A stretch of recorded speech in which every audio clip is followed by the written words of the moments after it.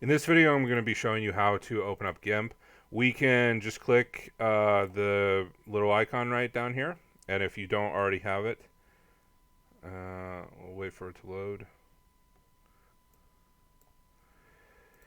If you don't already have it, you can hit the super key and then hit